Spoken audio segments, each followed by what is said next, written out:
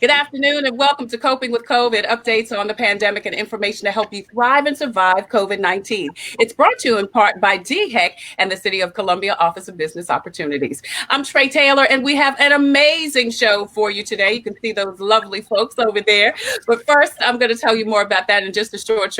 But first, I want to talk about yesterday's election. Congratulations for everyone who participated in yesterday's primary. From those who won, congratulations. You've got a monumental task ahead of you. History was made in so many ways. In the Rock Hill area, Mo Brown won his seat, the first congressional seat. He was the youngest person to get that seat. And then in Richland County, Nada Rutherford, the first African-American and female to have the coroner's office. Those of you who didn't get enough votes, continue to work in the community and do that work. Next time, you'll be more prepared and stronger than before.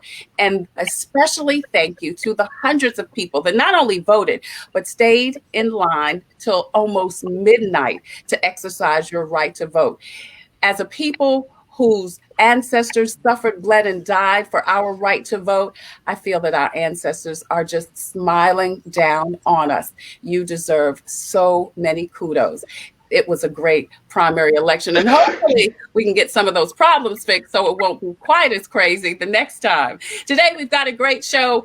Speaking of elections, the longest serving South Carolina State Representative here is Miss Gilda Cobb Hunter. Thank you so much for joining us again, Representative Cobb. Hey, Tre. Thanks, Tre. Good. Absolutely. And then we have got two parents and their children. Shay Harley is the single parent of two 15-year-old twins, as a matter of fact. Thank you guys for joining us. We're glad to be here. Thank you. And then Johanna Bridgett is the mother of a sixth grader, Jada, who's sitting right there next to her, and Jamie, who is a rising 12th grader. We're going to talk to all of them in just a minute. But first, here are your COVID community updates. The Comet is free to ride. We talked to Pam Bino Reed with the Comet yesterday, and she mentioned that because of the coronavirus, because of COVID, Comet has extended their free services not only to essential workers, but for anyone who wants a free ride. Now, coming up next Monday and Tuesday, they're going to do their grand reopening of their Comet transit system on the corner of Sumter and Laurel. They're going to have some great giveaways, so stop by. Not only that, the Comet is hiring. They need a customer service manager and two customer service representatives. Go to catchthecomet.gov for more information on the Comet and about those job opportunities. There's going to be a free mask giveaway this Saturday from 12 until 4 at 5406 Farrow Road. Stop by and get your free mask. And then SC Thrive, we spoke with those folks last week. They still are taking applications for their rental assistance program. Now, they want you to know, even if you've been denied before, you applied and you were denied, your circumstances may have changed. So go to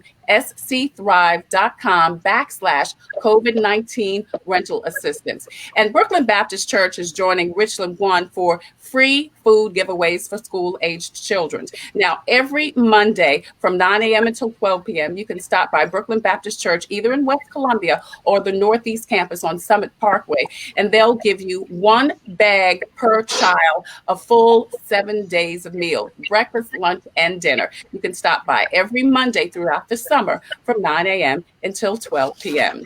I'm Tre Tailor, and you're watching Coping with COVID. Hey, don't forget, we're going to move Coping with COVID to the Tailor-Made Production page. So please make sure you like and follow that page, because very soon we're going to be broadcasting from the Tailor-Made Productions page.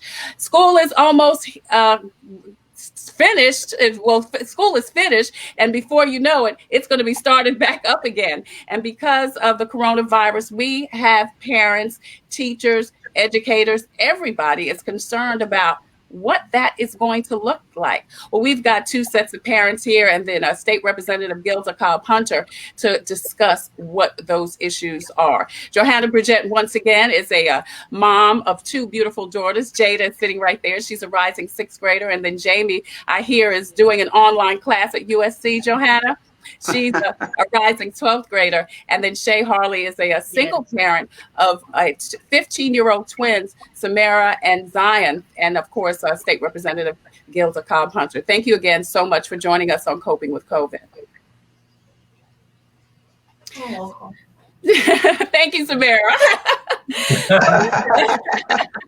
Let's get to the conversation. Let me ask you first, Johanna, what are your top 3 concerns for Jada and Jamie going back to school in the fall? Your top 3 concerns. Did you hear me? My top 3 concerns really is the spacing and protection. The schools are already overcrowded. Yes. Can you hear me? I can hear you. School's already overcrowded. Is there a delay? I'm sorry. Yeah, there's a delay. My top 3 concerns are schools are already overcrowded. Jamie brought to my attention that currently you can still bump people on the way in between classes. So there's not going to be the space. Will there be enough protection for the children? Do we have enough staffing? Do we have staffing for the Nurses Guild? As far as if there are any children that become sick during classes. And transportation. Although my girls are car riders, I'm concerned about the kids who ride the buses. Right. Jamie, do you have any, Jada, do you have any concerns going back to school? You'll be a big 6th grader. Jada? I do have one concern about the lockers, because usually when everybody's going to their lockers, it gets really crowded, so you don't have a lot of space in between those either. So it sounds like spacing is a big concern for the Bridgett family. What about you, Shay? What are some of your concerns with the kids going back to school? Well, back in the medieval time, they pull out that list, and I would have a long list of things. Yeah, scroll. You got it right. So it's just a number of things. It's just as Miss just said earlier, that the whole spacing issue. The classrooms are only but so big. So how are you going to get those desks to go from being all cluttered together to being 6 feet apart? Also, if the kids are required to wear masks, it's going to be hard to keep hundreds and thousands of kids with masks on, because I can see even us as adults, even out in public, it's hard for us to keep the mask on. Right. So, and I'm also worried about the cleanliness. Like, is the school going to get cleaned every day? Because I just see how, a lot of kids, like when they go to the bathroom, they don't wash their hands. How are we going to continue our sports programs? How are we going to continue doing things in the arts, like being on the choir, bands, and all of that stuff? And so, I just think we're kind of at a time, and I don't want to go ahead about what you're talking about, but I think we're at a time where we might have to really seriously look at education and be open to doing things differently, without anybody trying to not allow those changes to happen. I think we just need to let these changes happen, especially for the safety for the kids. Yeah, absolutely. I know that State Superintendent Molly Spearman has been having the SD education meetings, trying to figure all of this out. And and I know that one thing that they talked about are A-B days, which would mean some kids would go to school on the A day and some kids would go to school on the B day, which would address the spacing. Right. So my question would be, if they go to an A-B day, how does that affect parents as far as childcare is concerned? Now, maybe your kids are older. I don't know. Would you trust Jada at home by herself, or would that be a childcare issue for you, Johanna?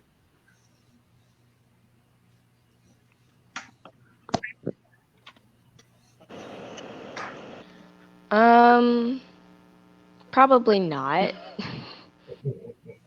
I don't know. Johanna, what do you think as the parent? I guess she could trust me at home by myself if Jamie. Right, and that is that. I was trying to help the. Okay. With Jamie and Jamie being 16 and she's a rising junior, I'm comfortable with them being home a few hours alone. Currently, right now, my job is in no rush to bring us back into the office, so that helps a lot. But no, the AB days, I'm still not comfortable with that just yet. Mr. Harley touched on several of the other concerns of mine because Jada wants to be in orchestra and chorus. You can't wear a mask during those classroom times. Right. And then for the transportation, we're okay because Jamie drives. However, with the busing system, she's in classrooms with children who ride the bus. So there's still that exposure as well. Richland 2 is doing their best. But I would like school to start after January when we know that there is some type of vaccine available. Wow. So your proposal, your suggestion, Johanna, would be to push school even back further to the beginning of the year. I can't agree with that. Yeah, and then what would happen? What would it look like for you, Shay, from now through January? Would you want to just continue homeschooling the kids and with assistance from Richland, from the school district? Well, Trey, you know about me, I'm very transparent, so I'm always willing to share my story. Right now, I'm unemployed. I've been unemployed since last August. Wow. And so I've been running my business full time, and it's hard. And it was actually starting to thrive until good old Corona showed up and just kind of messed everything up. And so, I didn't get anything from the small business pandemic loans or anything like that. So, I'm just kind of living off of money that I made and just trying to hustle as much as I can. Right. However, with that, the silver lining and the bright spot with all of this is that, and a lot of people know that my kids are, both of them, autistic and very functional autistic. The good part about it is that I found out that my kids actually thrive being at home. Like, the message was simple for me. It was like, you either do your work or I'm gonna jack you up. That's just it was just a simple thing. It was like, look, so, they got their work done. They stayed on task. The only thing that I probably would worry about is, socializing. How do you get them involved with programs, being at home, and how do you just keep them involved in school in the social setting? But for me, and the crazy thing about this was, before all the coronavirus thing happened, I put a post up on Facebook just talking about, like, if school violence keeps happening and if bullying keeps happening the way that it does, there may be some day that kids will be able to stay at home and be homeschooled, and maybe the government will give a stipend for parents that stay at home to teach their kids. And I was called all kind of crazy, and then coronavirus happened. But guess what happened? All the parents had to stay home. Yeah. They're home with their kids. The kids had to do their schoolwork. So not only did you have to manage your job, but you had to manage your kids as well. So when I say it's kind of time to kind of be open for that change, we kind of got to be open to it. I would prefer for my kids to be home. I really would. If there's a way that we can do it and still, get them socialized and get them involved in extracurricular activities, I'm all. Well, yeah, you make such a good point, Shay, that you found out some things about your kids during this time, that they have been thriving better at home than they were at school. And of course, you have some skills that the teachers don't have. As you said, you can jack them up and tell them they got to do what they got to do. But you make such a great point that now this has transformed you not only into a homeschooler parent, but like I said, you've learned some things about your children. Representative Cobb Hunter, I want to bring you in just a minute, but I want to thank everyone for watching Coping with COVID. Marvell Williams Mendenhall says no. She says she does not think it's safe for the kids to return. What about the smaller kids who like to hug and be hugged? Deborah Abraham, thank you for watching. She says, what about students with disabilities and special needs? She says the South Carolina school systems don't have enough staff to clean the schools now. How would they clean every classroom and gym after changing classes? Representative Cobb Hunter, do you have any comments that you want to share with the parents or with anything that's been said already? Sure, Trey, and thanks again for your show and increasing the awareness in the community about COVID-19 and how it's affecting our parents, our schools across the board. I would say to Shay and to Johanna, they are doing a tremendous job, and they pretty much have made the points that I wanted to make as far as things that we need to be thinking about before we talk about reopening our schools. And there is no magic wand, no silver bullet. But what I am hopeful is that just as these two parents are raising these questions that we can have across the board, parents, stakeholders, everybody who's concerned about our children, raise questions with their local school district, with their local superintendent, as well as our state school superintendent about, y'all, it's almost July. School is supposed to start in August. What do you have in place for opening schools? And it ought not be just we're going to reopen schools because the state is reopened. The main points are the points that Johanna and Shay made about the safety. You know, smaller class sizes. We've tried for years now to get reduced class sizes, but the whole notion of maintaining physical or social distancing in our classrooms, as they pointed out, a lot of our classrooms right now are overcrowded. What about the sanitation? What about the whole notion of hand washing and wearing masks and all of that? And there are just so many things just from a physical standpoint that parents have to be concerned about and are concerned about. And what I want to make sure people understand is let's share those concerns with decision makers. Let's share those concerns with your local school board officials and say, what's the plan? What are we going to do? On the point about homeschooling, I think a lot of people who probably were either neutral about homeschooling have come to the conclusion that homeschooling is an idea whose time has come. We really ought to, at the state level, be talking about how we can equip parents with tools to do homeschooling. Not every parent is able to homeschool their child in a way that will keep them up. So I'll just kind of pause there, Shay, just because, you know, I'll go on and on. But I'm feeling, I agree with the parents 100%. Got to figure this out, and we've got to do it sooner rather than later. Right. So, Representative Cobb Hunter, what can the parents do from a legislative standpoint to make sure that their voices are heard? I mean, because like I said, you know, Molly Spearman, you know, God bless her. She's been meeting and, bless her heart, Bless her heart. Yeah.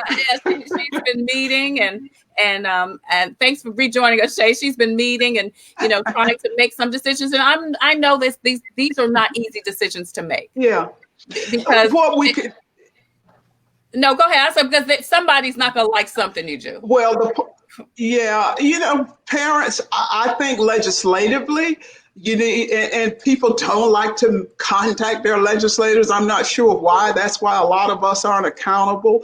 But I'm a firm believer that all politics is local and that parents ought to start with their school board members and their superintendent and then move that on to their House member and their senator and just stand from the standpoint of, look, y'all are in charge. Y'all are supposed to have a plan for how my child can go to school, remain safe, and learn at the same time.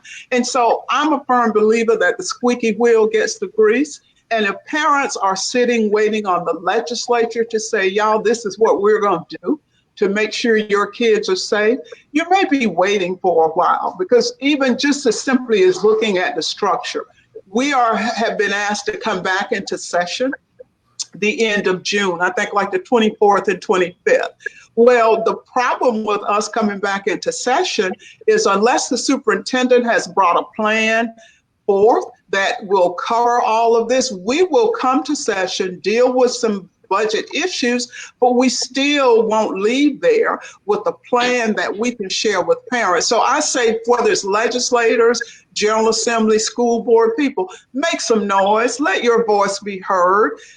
Just make us do what we're supposed to be doing, right, which is creating policy that will address this pandemic issue. The Accelerate South Carolina, I'm not sure what that task force has on the table, but parents have got to make some noise to any elected official who worth his or her salt ought to be willing to listen and then to act and advocate on behalf of a safe return to schools for our kids. And if that's not it, if it means, I love the idea Johanna said about waiting until January.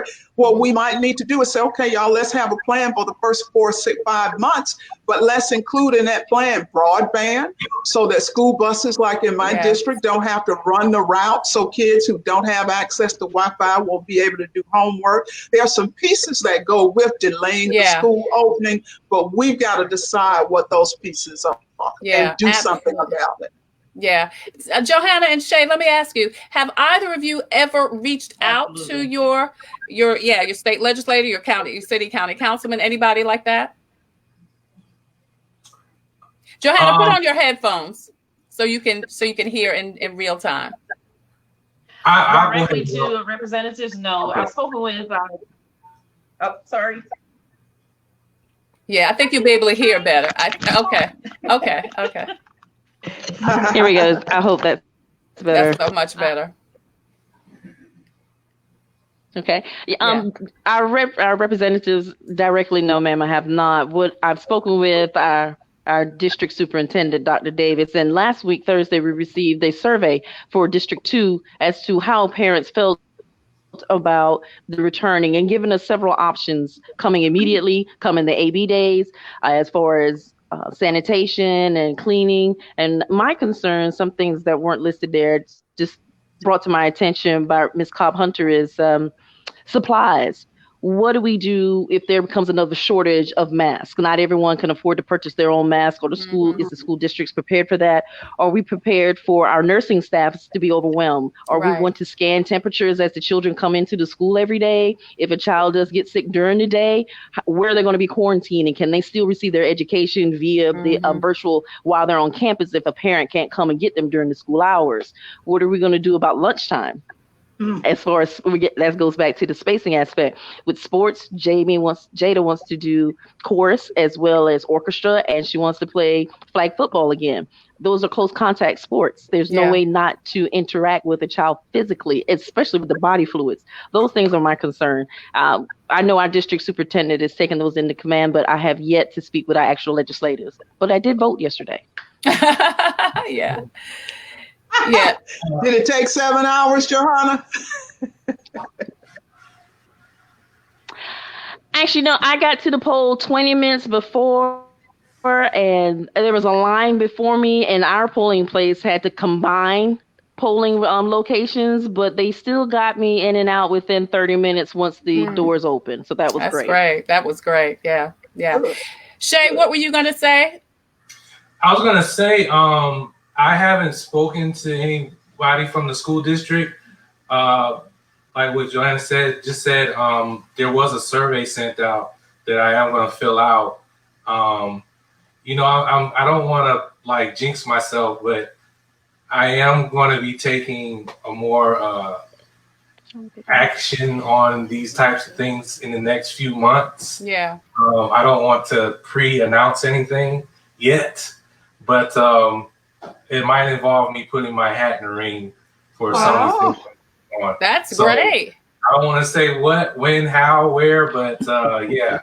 So I'll just leave it at that. But no. Okay. Yeah. Yeah. So I kind of echo what Johanna was saying about January, starting in January.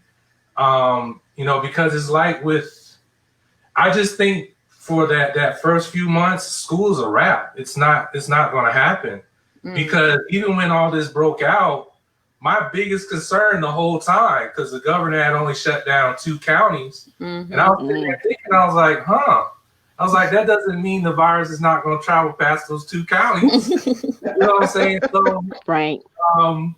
My biggest concern, it was like, if one student has it, then and they're in the classroom, then what are you going to do? You're going to quarantine the entire class? Right. That student, you're going to test those students. How fast is that testing going to get back? And we don't know how this thing can mutate, if it's going to get worse or better or whatever.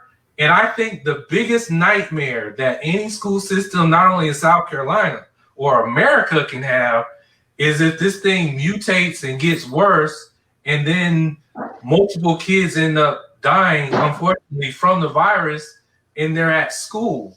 So I don't even think you even take that leap to even test.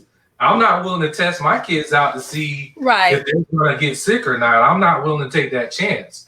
And I'm pretty sure there's going to be a lot of parents that's going to echo that. Because I already know kids are filled with germs. Just the nature of just how they are. They're all over each other. They're wrestling, touching, everything. So it's like to me, August, from August to at least January and maybe even further, to me, it's a wrap. Yeah. There has to be something that involves like we're doing now. We're using technology where you have cameras, have kids with cameras in their houses somehow, some way, to get the teachers to have a classroom, a virtual classroom, if you will. It's time. It's really, if there's ever been a time to take those steps, right now is it, because I don't think it's worth testing out our kids to see, well, are they going to get it or are they not, or figure all that stuff out first. Yeah. Then I'll feel safe sending my kids to school. But as for me, I do plan on being more active and speak up more about this in the next few months, because I just don't want this to be a big tragedy or mess to happen to our kids in the state of South Carolina. Yeah, you make such a good point, Shay, that we still don't know so much about this virus. It's still very new.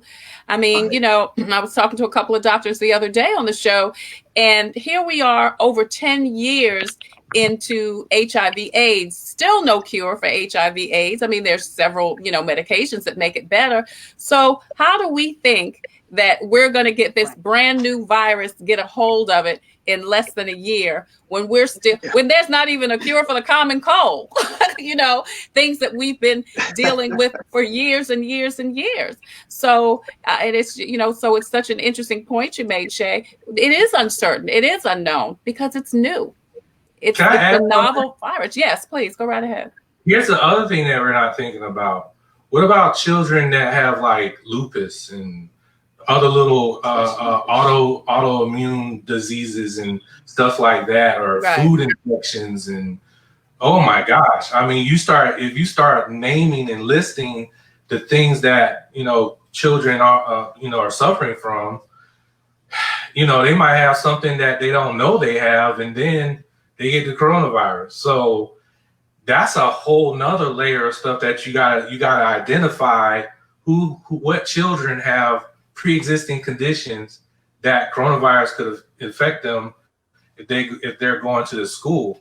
So it's just a layer of stuff that when you start peeling it, it's like, wow, don't rush it. If I could just appeal to our legislators and the school boards, do not rush this thing. Like, let us adults do what we do. I mean, social distancing has just went out the water the past month. It's over.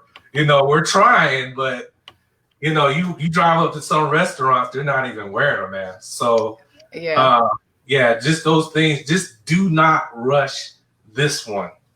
Yeah. Deborah Abraham says, blind and visually impaired students use their hands more because of their impairment. So she says, so do we give them gloves? You know, like you said, Shay, there's so many nuances to dealing with this. And you're right.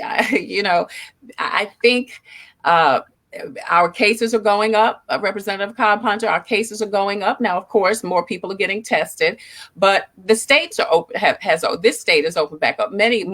All 50 states have opened up in some instance, and I do agree that I think people feel like states open back up. All right, it's on, and like y'all, I see people.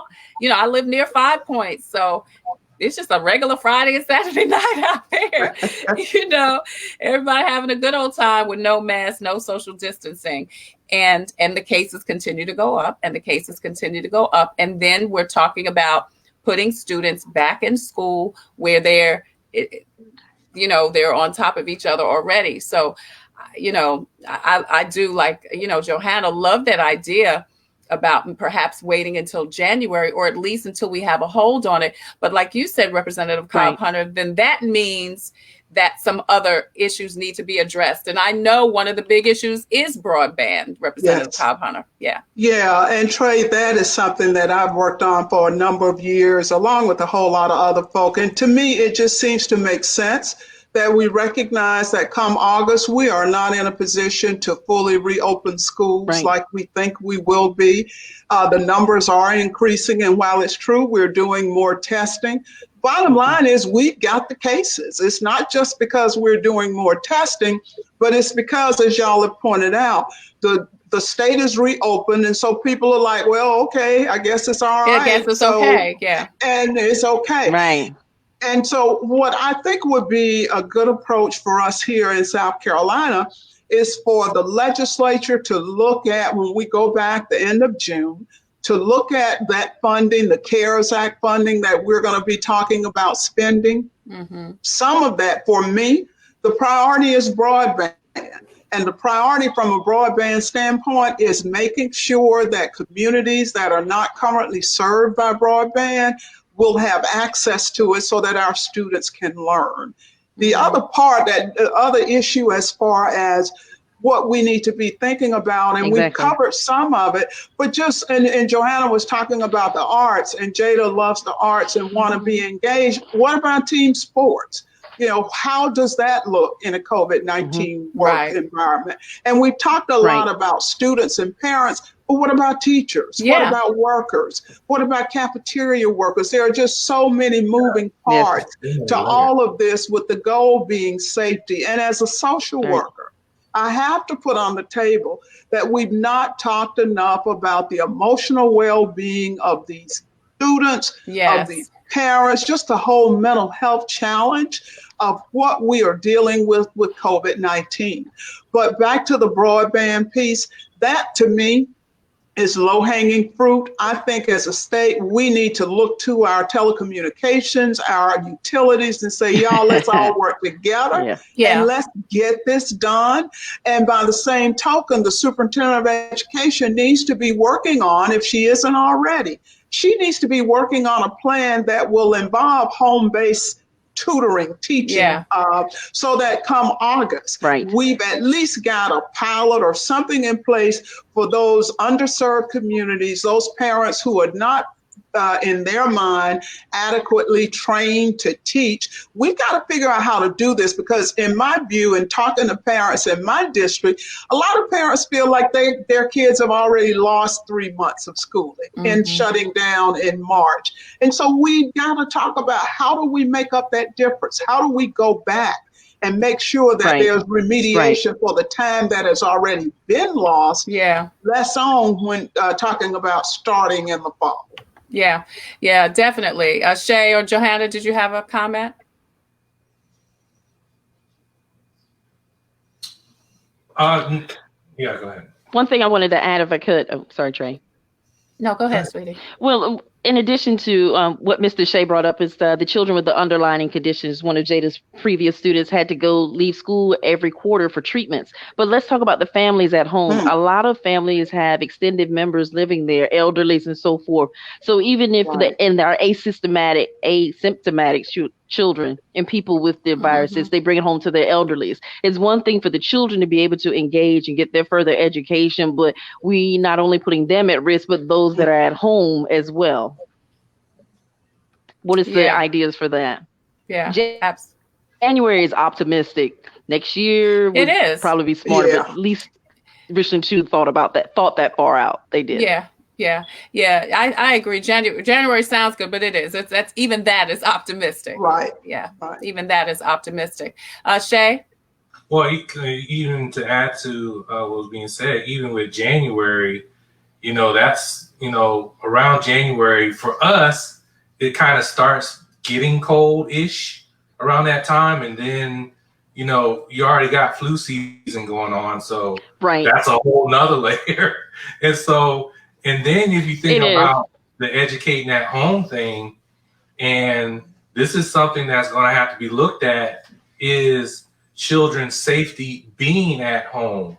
Like I feel safe having my kids at home. I got 2 dogs. I secure my home as much as I can. But now you're going to have people thinking like, kids are at home. Maybe I could break into a house and hurt a child at home. And then not only that, not everybody has like a loving home like me where it's safe. So there's just so many dynamics. School was a safe place for kids, and that was the scary part. And that's and that's the reality for so many. And that's the other issue that I was going to bring up that has come up during this pandemic is that, as you said, Johanna, school was the safe place. So now we're talking about kids that are stuck at home in an unsafe environment. Yeah. And what, you have something? Yeah. Go ahead, speak up. Yeah, but the best part about being home and doing e-learning is not worrying about the stupid stuff that happens at school all the time. Like me, stupid stuff happened to me all the time when I'm in the school.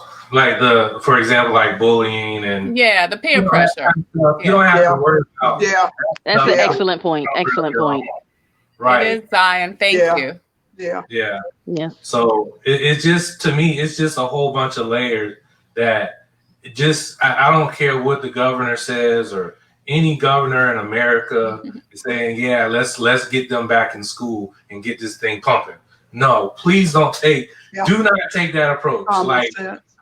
Yes, just have some common sense and just say, my grand idea about coronavirus is just that other list of things that we can get sick from and we can die from. But at least can we get a vaccine, get it tested? Because I don't know about y'all, but I don't want to be the very first person in line for the vaccine because I might end up chewing my arm off or something.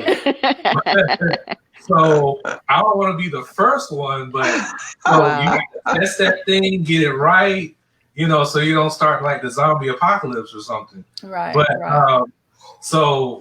it's just so many layers that we have to think about, and home safety, broadband, curriculum. There's been some questionable curriculums that came out that went across, and it's like this is, like I said again, if there's a perfect time to look at education and just put everything on the table and say, we don't need that no more. We need this. We need more of that, and just restructure everything to where when we come out of this, maybe kids can stay at home and send kids to school, and classrooms won't be crowded, and you accomplish all of that in one swoop. Right. Samara, did you have something to say, honey? Yeah, but about the the extracurricular thing, I know you guys talked about it like a while ago, but what about I'm worried about the extracurricular activities, because what if I can't do them anymore because the extracurricular activities that I'm in, drama and chorus, require people to be in there and sing and act and stuff. And what if I can't do those anymore because we have to social distance and stuff? Because being in the school, being in the physical like school and stuff is out of the question. Because we still don't have, because we're still learning about the virus and stuff. So what if I can't do drama and chorus anymore, or at least this year because of the coronavirus? There's so many issues that you guys have brought up. You're watching Coping with COVID. Thanks to everyone who's watching. Please continue to post and share out this important conversation. We're here with Shay Harley and his twins, 15-year-old twins, Zion and Samara, and Johanna Bridgett, her 6th grader. Jada is with us also. And of course, we're talking to State Representative Gilda Cobb Hunter about the coronavirus in schools. Is it safe? And we're hearing from parents' concerns. So, Representative Cobb Hunter, is there a ABC 1, 2, 3 plan that you can suggest for the parents? I mean, is it Deborah Abraham mentioned something about, in the comments earlier, she said, do we need to bring the children up to the State House? I mean, is it something like that? In addition to them contacting their legislators? Optics are always important. I would be real concerned about bringing kids or anyone else, quite frankly, to the State House in this COVID-19 environment. They're already saying that there's a connection now between the demonstrations against George Floyd, what happened with him, and the increase in numbers. Mm-hmm. I think both parents have made 2 important points. One is to exercise common sense. The other is to think outside of the box and think of how we can take this challenge or this crisis and turn it into an opportunity. Mm-hmm. Think differently. We've got to figure out a different way to educate our kids. And, as I'm sitting here listening, our children ought not have to worry about chorus and what are they going to do and how they're going to make it. That's what we as parents, as people who care about educating our kids, that's our job. Yeah. And that's our responsibility. 1 or 2 common sense, 1 or 2 things I believe first and foremost is, as has been pointed out, I don't care what the governor says. Mm-hmm. If you know that it is not safe to bring your child back into the classroom, then I would have a conversation with the school, the principal, the superintendent, and say, because of pandemic, because of this virus, I'm not comfortable bringing my children back into the classroom. So what suggestions do you have for me that will continue my kids' education? Again, the job is not the parents' job. It's those school board members, those school officials. It's their job to figure out what we need to do and how we need to do it. And I know that this is probably not very solution-oriented or solution-driven, but we've got to just make people do what they claim they wanted to do when they got elected, whether that's school board, whether that's the state school superintendent. Start raising your voices now, start asking questions. Y'all are fortunate. You're in a school district where at least that conversation has started. There's been contact with parents. I would suggest to you that statewide, that is probably not the case. And so my concern is what is happening in those districts where the school board, the superintendents have not had those conversations with their parents because they're waiting for some direction from the state or whatever. But you got to use common sense. You got to understand, as you've all pointed out, this virus is new. We've not seen it before. There's too much uncertainty about the transmission, the treatment, and the whole tracing of this virus for us to just willy-nilly say, okay, because y'all say that school is going to open back up, I'm sending my children back into the classroom. I don't think that's in the best interest of the children. And as parents, I think what ought to be happening is conversations with your district officials about what's the plan if I don't want to send my kid back to school. If I want to homeschool my child, what's out there? And there are some tools out there to help parents who want to homeschool their children. Yeah. Well, people have been homeschooling, for a long time. And it's interesting because it looks like, that model which already, as you say, Yeah. Representative Cobb Hunter, already, it's already in place, may have to be adapted for some students and some parents. James Bridgett says, Johanna and I have talked, and I'm glad we discussed the idea of keeping our kids home for homeschooling, even if the schools reopen. He says, we as parents have the final say, and we can tell the school board that we will or will not send out children into an unsafe environment. Thank you, James, for watching and for your comment. Yeah, so you guys have had the conversation, Johanna, James says.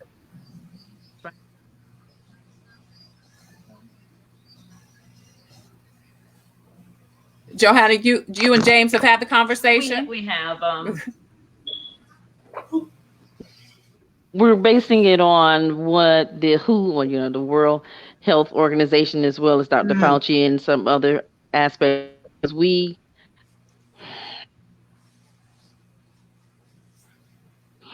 Can you not hear me, Trey? We have had the conversation. We've been back and forth about it. We want Jada to have that experience for going to her 6th grade year in middle school, but at no risk of her up through graduation if we have to. It was hard watching children not experience their graduations as they transition out, especially those who are going to different schools and won't see those kids again. So what's most important is that our children are safe and our families are safe, especially with my mother has respiratory issues. So it was hard for them to spend the first 2 months of this pandemic without having physical contact with their grandmother. But once we've allowed them to go over there and spend time with them. That's just with an immediate running them back to school and exposing them to other children who may be infected, and then they go back. I'm not going to risk my mother as well. So we are prepared to stay home. Yeah. And Shay, you're saying the same thing. You have said that you notice not only it's a necessity for you, but your children are thriving better at home. Yeah, they're doing a lot better. It's just that you remove them from all the distractions, all the peer pressure, all the pressure of making the grade. Just taking them out of the atmosphere, right? And now they have a quiet space where they can just focus. But I do feel and I do see that they are missing like some of their friends, Yeah, the interaction, socialization. They haven't seen them since March, and that's a long time. Yeah, right. And so, and that's hard on the kids. Yeah, right. I feel for all of them because. I was like, the last time we experienced something like this was almost 100 years ago. So for them to experience this and, have to figure out graduations, and my son Zion just did a car parade, and it was cool, but I felt like a piece of, those are great. Yeah, something was taken away from them. And so what is going to be the ramifications later on, right? Years down the road for our kids, when they turn, our ages, or, getting into their 20s and 30s, about, they already have problems with communicating with each other. and so now it's like, how are they going to communicate as they get older? What is the psychological things that's going to happen to them? I even talk about like PTSD. Like, this is very traumatic. Right. Being used to go to the beach and go to Dave & Buster's and just live. And in my neighborhood, all the kids like to come up to my house and play in the yard. And it like kind of broke my heart that I had to tell them, like, hey, y'all can't play here no more. And, they didn't listen, but,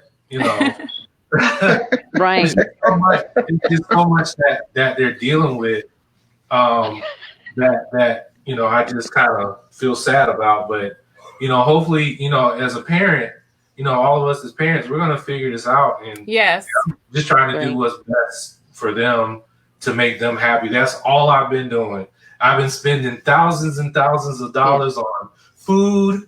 I turned my house I got club lights all up in my whole entire house.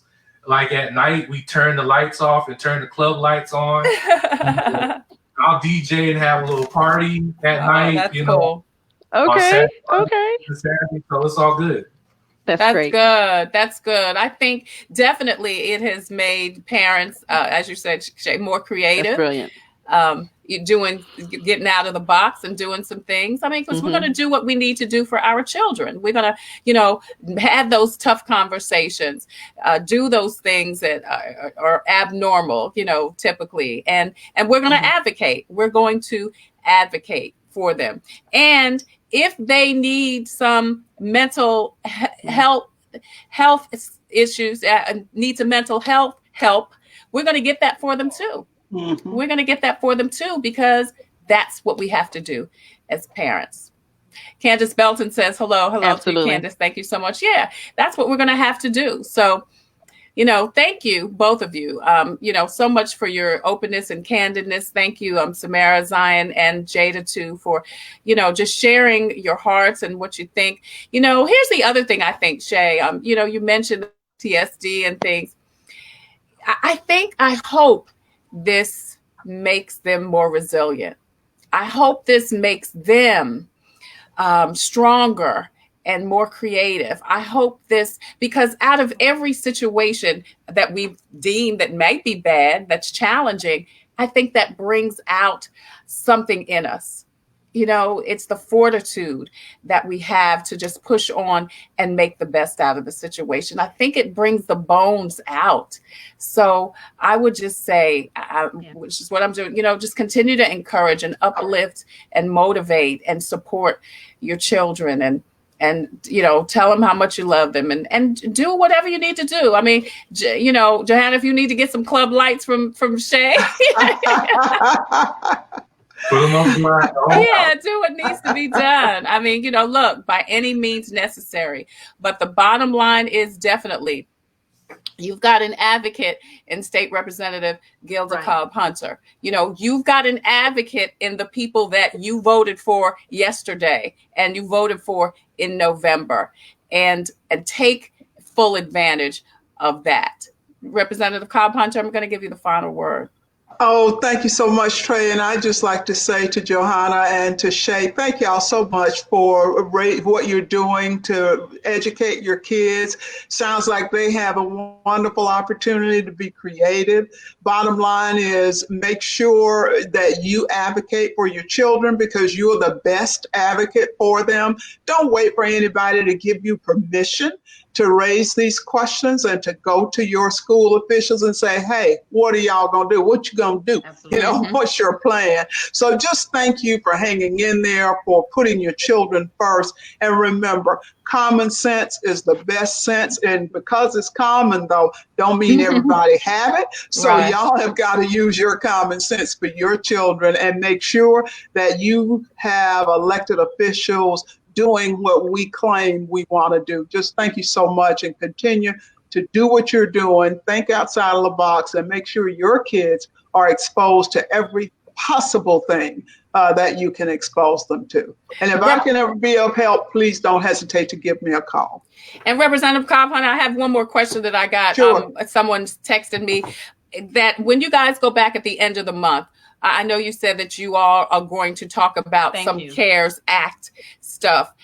What in particular, I know you said broadband, anything else that your audience may be aware that the Accelerate South Carolina task force that Governor McMaster created has issued a report and made some recommendations.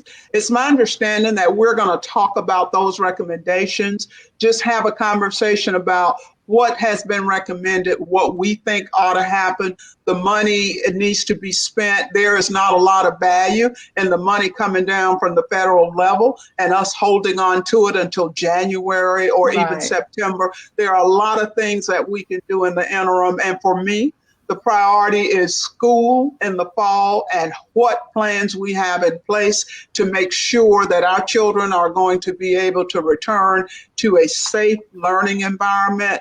And again, just because we say it, don't make it so, as my grandmama used to say. Yeah. Well, hopefully, I'd love for you to come back, just like I asked you the last time, and you did. You're here. Come back. And guess what, Trey? Aren't you proud of me for at least being able to get connected before the time to start? Yes, I'm proud of myself. You did great. Thank you so much. Thank you so y'all. much. Yeah, no. So, yeah, please come back after the legislative session in June so that we can find out what those updates are. Maxine Moses says, Shay, you can start a new business renting out your party lights. Oh, yeah. Don't tell him that. I am an IT guy, so you guys. You are. Yes, that's my profession. So if you need me to hook up that broadband, I got it. Well, you know what, Shay, that is a great idea. Hey, you need to follow up. Go talk to your local school district. Tell them you can help them hook up. That's and right. Get you to hook up. I will. Yeah. There's money out there for that. There is COVID money out there for that. Listen, thank you guys so much for joining us. Thanks. All of you so much for joining us on Coping with COVID. You too for joining us on Coping with COVID with Tre Tailor. It's brought to you in part by DHEC and this City of Columbia Office of Business Opportunities. Please continue to post and share this information so that we can share this important message to the masses. Gilda Cobb Hunter, if people want to get in touch with you, how can they do that? Gilda Cobb Hunter at schouse.gov. Just my name all together at schouse.gov is the best way to reach me. I do answer emails. It may take me a minute, but I will respond. Okay. And please continue to like and follow my professional page, Tailor Made Productions, because as I said, we're going to move Coping with COVID to that page. So make sure you are connected so you can get all of your COVID related updates. Please also like and follow me on Instagram and also on YouTube. Now, tomorrow on Coping with COVID, we're going to have a really good conversation with some gentlemen that are doing some amazing things in our community. We're going to talk with author Kyle Green, Million Man March organizer C Metro, also mentor Kevin Raspberry, and protest organizer Lawrence Nathaniel, also activist Jamal Bradley. We're going to have a serious conversation about the other pandemic, which is racism and activism. So join us tomorrow on Coping with COVID. On Friday, we're going to talk with John P. Key and a couple of other artists to find out how safe is it to go to big concerts. That's tomorrow. That's Friday on Coping with COVID. And then we're going to talk to Karen Jenkins on Saturday. She's going to talk to us from the business standpoint. What if you did not get accepted for that COVID loan? What should you do next? All of that and so much more coming up on Coping with COVID. As always, I typically leave with a reading. I've been reading Conversations with God. It is from Cheryl Mims Williams. She's with Agape Christian Counseling. And the one today says, "My child, I want the best for you. And I want to make sure you can handle the best that I have for you. I want to make sure that your focus will always be on me. I know the road seems long and sometimes hard, but this my child is my sure road. It might take longer to travel, but you will get there because my road is clear and straight." That is Conversations with God with Cheryl Mims Williams from Agape Christian Counseling. Check her out at agapeaspects.com. That's agape ECTS.com on Facebook and also on her website. Again, thank you guys so much for joining us on Coping with COVID. If you have a message or a product or a story that you would like to share with Coping with COVID, please inbox me at the Tailor Made Productions page or email thetailormadeproductions@gmail.com. And let's have a conversation about how you can be part of Coping with COVID. Thank you all so much again, Representative Cobb Hunter, Johanna and Jada. Thank you so much.